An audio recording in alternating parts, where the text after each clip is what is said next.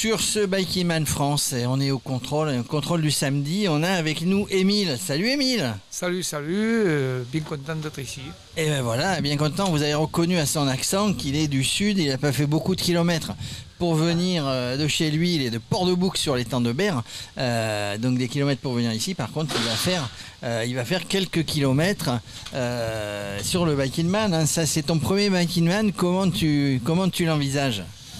Eh bien, c'est le premier, je l'envisage avec sérénité, mais je vais essayer d'être calme, de m'économiser, de finir, quoi. Voilà, j'espère finir. L'objectif c'est de finir, pour finir il faut partir à son rythme.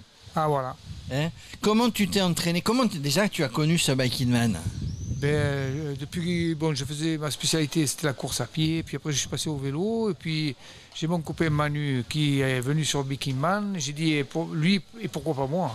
Et voilà, donc, et Manu, on va l'interviewer tout à l'heure peut-être. Voilà, lui, ouais. il est du coin aussi. Il est de Martigues. Il est de Martigues. Vous êtes l'équipe l'équipe provençale. D'ailleurs, le Bikeman, il passe en Provence, hein, pour partir d'ici. Vous allez longer la Seine-Victoire et compagnie. Alors, vous avez étudié le parcours. Alors, toi, on demandera à Manu aussi. Vous avez étudié un petit peu le parcours? Oui, on a étudié le parcours. La deuxième et troisième partie, on la connaît très bien. La première partie, non. En partant du Canet jusqu'à Lac de Sainte-Croix, c'est la découverte. Alors, on a beau être sportif, comment on s'entraîne? Est-ce qu'il y a une préparation spécifique depuis 3 mois, depuis 6 mois pour se préparer un petit peu? On prépare la machine, on prépare les muscles, on prépare le mental? Oui, on prépare surtout les muscles, je crois. Le mental, on est obligé de l'avoir puisqu'on a décidé de faire une grande distance.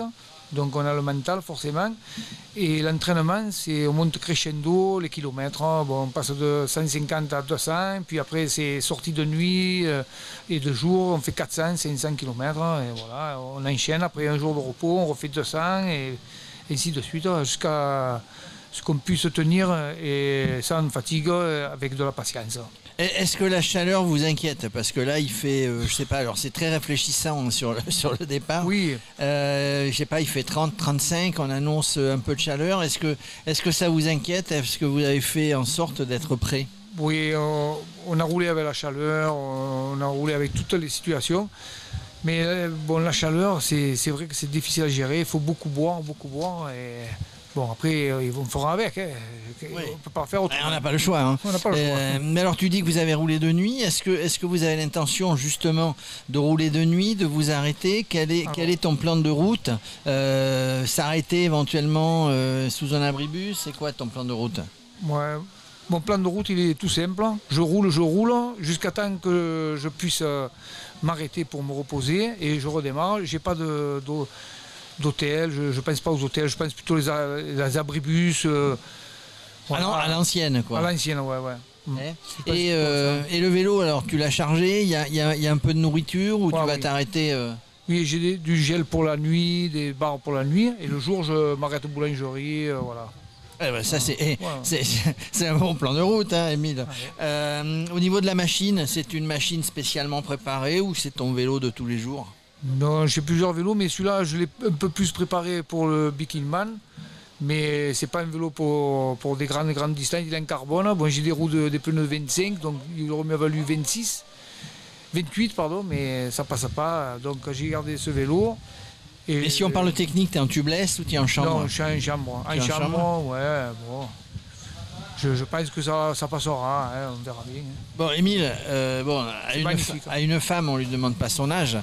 Mais toi, tu as quel âge? Moi, je vais faire 69 ans. 69 ans, tu es il faudra demander à Axel, est-ce que tu es le doyen de cette épreuve? Il y a plus vieux? Il y a plus vieux, ouais. Il y a plus jeune? Il y a plus jeune et plus vieux.